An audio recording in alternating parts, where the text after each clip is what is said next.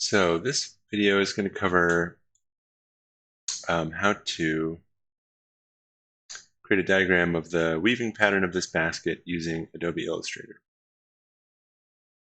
And I have this photograph. It's open right now in Photoshop because I want to show you first how to crop out the background of this image because we're going to use it as a backdrop for our diagram. So I want to crop out all the stuff in the background so it goes neatly on the page when I put it in Illustrator. So in Photoshop, I'll open up my image, and under the magic wand or quick select tool, I'll grab the quick selection tool, and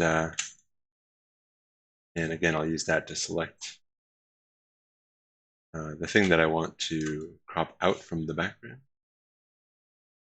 and just keeping an eye on the dotted line there. So all I'm doing is painting kind of roughly where I want things to stay in my image. And if I want to subtract from what I've selected, I just hold Alt on the keyboard and you see my little cursor turns to a minus.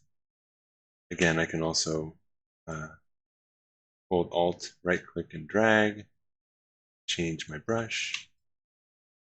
And for some of this more detailed stuff, then I might go down to a smaller brush. And it's pretty good at picking up what it wants you to, or what you want it to select. All right, so I'll just kind of double check my perimeter there. Oops. Okay. That looks pretty good, close enough. Okay, and then all I need to do to crop this out of the background is make a transparency mask. And over here in the layers panel, I'll click on the little icon for transparency mask, and it should pretty nicely crop that image out. You can always undo that, or if you need to make small adjustments, you can do it right on the mask. You hold Alt and left click on the mask in the layers panel. You can go right on over to the mask itself, and then you can just paint on the mask if you need to make any small adjustments. And then Alt click it again to exit that mode. So I also have a couple other adjustments here. I've made the image black and white. And I also made a levels.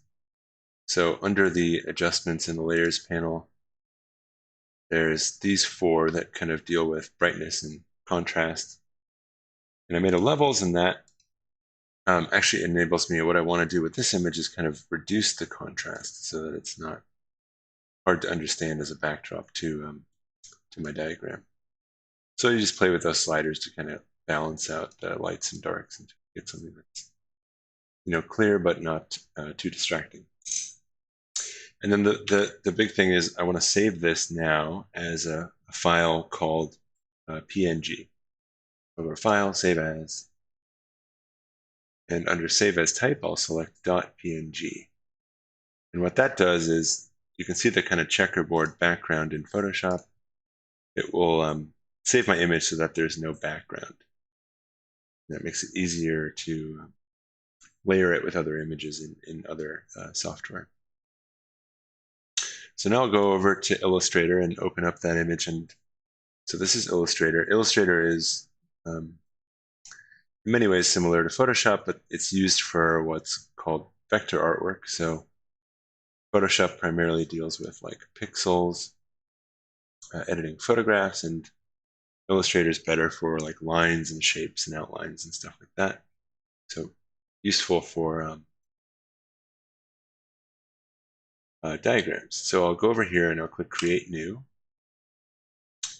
And just like in our other software, we can choose a paper size, and I'll just choose letter portrait. We'll just make one document, create, and then I'll drag in my .png from from my folder. And also go to File, Place, just like in InDesign. Okay, so now I've placed that image as an object in my Illustrator document.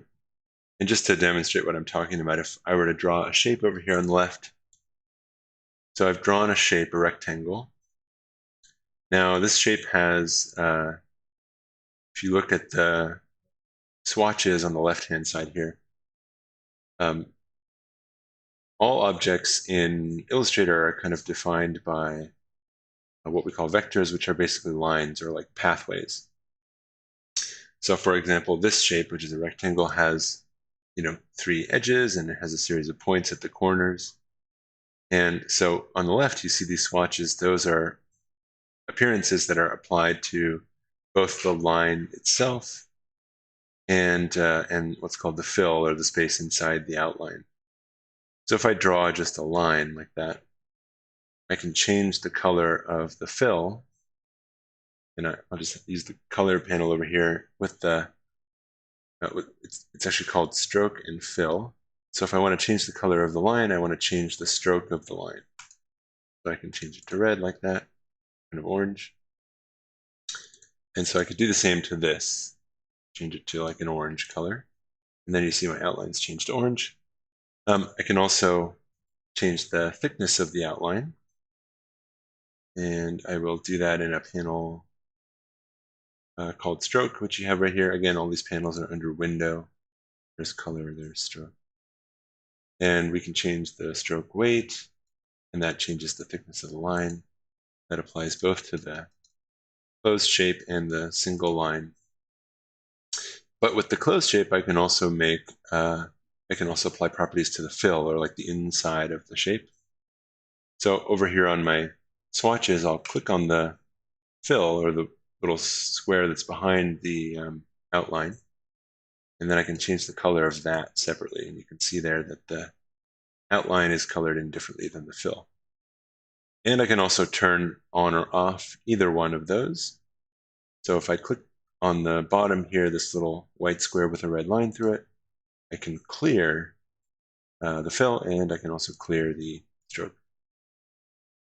Now, so now you see it's disappeared, but it's still there. This doesn't have any visual properties applied. So if I set the fill to active, I can apply that same color. So what I wanted to show you was, now I have, I have the image in my file, and I have this shape. And in Illustrator, things appear kind of differently from in Photoshop. The order in which they appear in the document is a result of the order in which they are in the layers, but you can have multiple objects on the same layer. So for example, if I wanted to have all the objects in my file right now are on the same layer. If I wanted to show the basket in front of the of the shape, I can select the basket, right-click, go to Arrange, and I can choose either Bring to Front or Bring Forward. Bring Forward will bring it forward kind of in steps. Bring to Front will make it so that it's the thing that's drawn on top of everything else on that layer.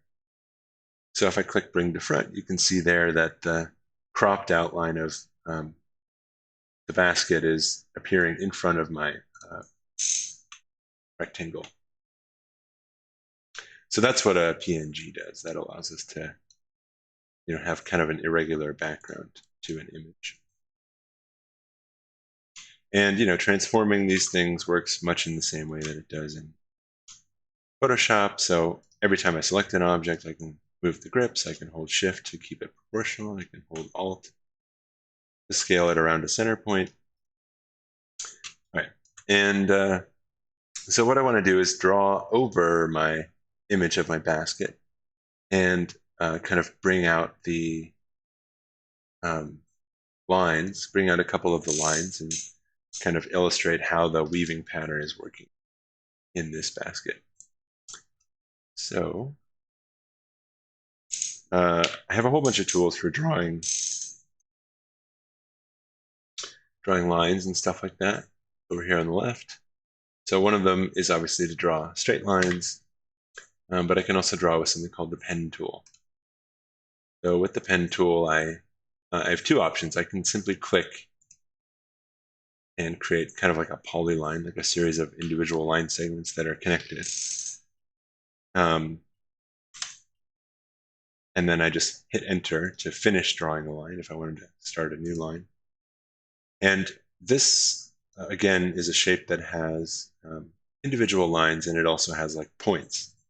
So in Illustrator, you can adjust an object as a whole, but you can also adjust the individual pieces of an object.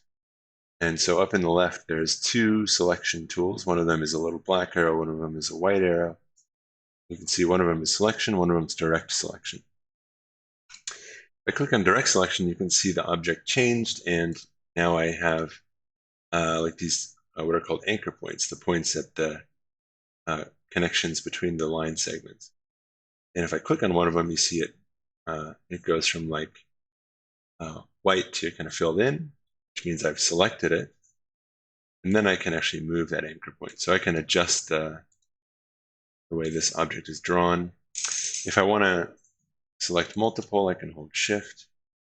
If I want to deselect, I can also hold Shift. And I think you can also like grab, you can grab the segment itself. So you can kind of directly edit the shapes that you draw that way. Now there's another way to draw with the pen tool. Oops, just delete that. Which is rather than just clicking, I can click and drag the mouse. If I click and drag the mouse, you can see I have these grips that appear. And those are grips allow me to control like curved lines. And so I can kind of draw with the pen tool by using these grips. And that's how I'm going to draw over this image. What I will also do is I'll make a new layer on the Layers panel by clicking the little New Page button at the bottom. And so in Illustrator, you just draw on a certain layer by selecting it. So now that layer is active. And I can also lock that layer so that no matter what I do on layer 2, it won't mess up my image below it. All right, and so I'll just go through and trace a couple of lines. And I'll choose some of the ones that are more visible here. And just like with the multi-segment line,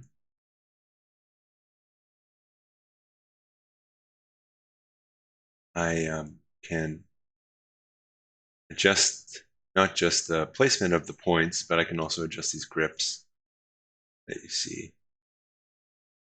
That's like going off in somewhere. And maybe making 2 points here. Let's go to there, and then I'll press Enter to finish the line. Now again, if I wanted to edit this line, it's kind of janky. I can grab the points. I can also edit the grips.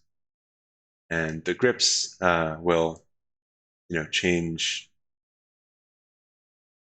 like the distribution of the curve basically between points. And I think I just made too many points, so let me just try again real quick. Oops, make sure I go back to the selection tool to get the whole object there. Okay. Doesn't have to be super precise for this.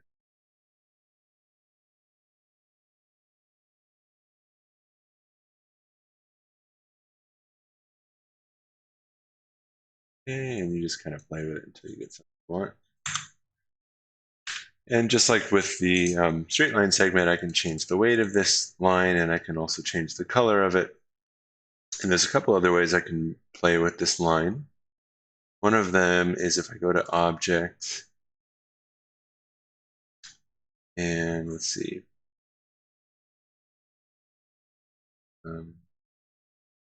It's Path. Oh yeah, there it is, Offset Path. I can also make a duplicate of this line. I'll just check that little preview button. All right, and so I can see that, kind of offset that line. I'll make that a smaller number. Not sure what the miter does. Obviously that changes the ends, but we don't really need it to be an outline. So we'll just do it like that. That looks good.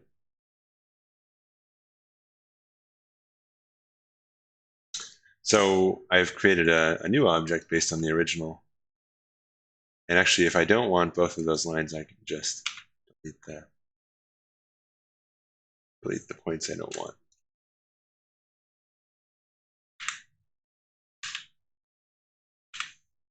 Okay. So that would be a quick way to kind of double that line. And then let's say I wanted to draw some lines going in the opposite direction.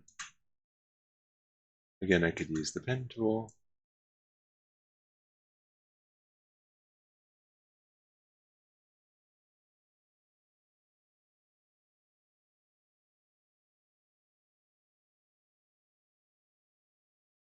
Is that shape?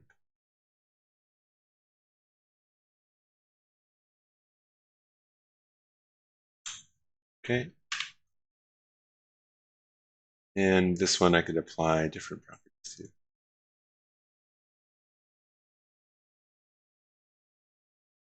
And yeah, keep in mind, so again, you can see that that line appeared in front of those other two lines. I'll talk about that in a sec. But also keep in mind that you can apply a fill to open shapes, like this one, for example. So if I applied a fill color to this line, it kind of just connects the endpoints. Or I think it'll even if I draw a shape like that, it'll kind of stretch it in between the line. So just keep in mind you want to you want the fill to be turned off, just the outline, the stroke of the line to be visible. And just do that little white box with the red line through it. Okay, so let's say I had a bunch of lines. Draw a couple really quick here. You don't need to draw, you don't need to draw the whole object, just enough so we can understand that weave pattern.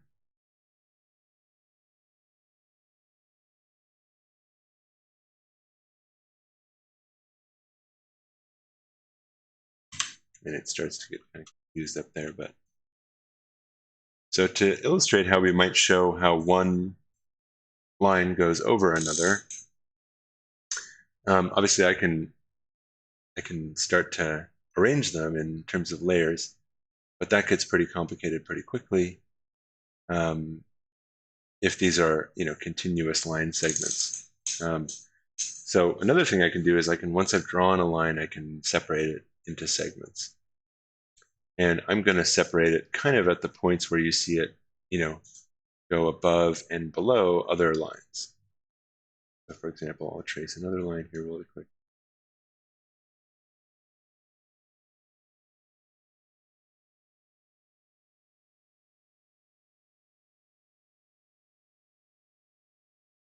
Okay.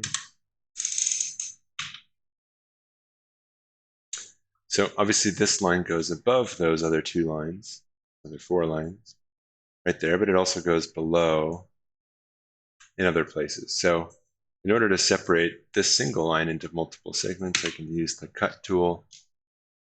And so keep in mind that when you cut a path in Illustrator, you want to, when I hover my mouse over it there, you can see there's like a path. There's a single line that describes that thicker line. And so when you cut something, you want to actually cut the line, the pathway. I go to that cut tool. It's the little scissors. You can also get to it by pressing C on the keyboard. So just make sure that, like there, for example, I don't want to cut that orange line right there. I want to cut this blue line. But I can go in and cut a bunch of them. Right?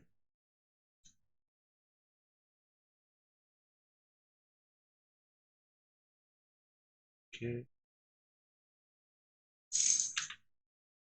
And that allows me to do a couple things. One of them is I can arrange them, obviously. So this segment obviously does appear in front of those orange lines, but that one doesn't. So I could click on that one, go to Arrange, and go to Send to Back. And then I can also change the transparency. So with this one, maybe because it's actually behind, going to show up behind other stitches, maybe I want to alter the transparency of it so that it appears sort of like it's hidden or ghosted or something. And up at the top, there's a option called opacity. If you don't see that, there's also a panel called transparency. You can find that under window, transparency. So there's an opacity slider in there as well. And so you can see as I move the opacity slider, I can make that object kind of semi-transparent or invisible or solid, etc. So that's how you would go about kind of layering visually which lines are in front of which other lines and so on. Okay, so that's the kind of basic tools that are needed for this. You can also create things like arrowheads with lines. So just to demonstrate that really quick, click this line. And also in the stroke panel, by the way, if you don't see all the same options, one thing to try is double clicking on the title there.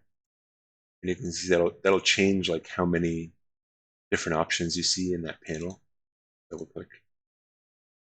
So make sure it's fully expanded, and then under arrowheads, I can click the drop down and like select from a bunch of different shapes.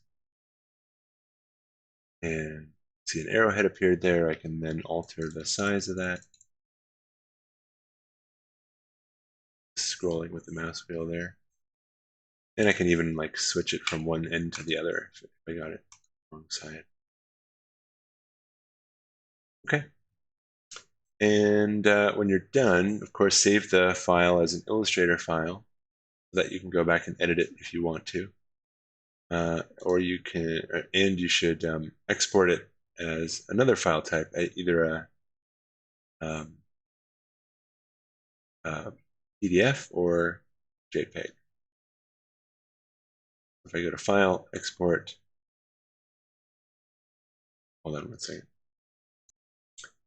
I go to File, Export, Export As, and under Save As Type, yeah, go to the right folder first. I can click the drop down and go to JPEG. I'll have my diagram. And click Export. Make sure the quality is good. And then that's an image that's saved, and that's a flattened image, not editable. So you could put that in your InDesign presentation. All right, so that should conclude this video.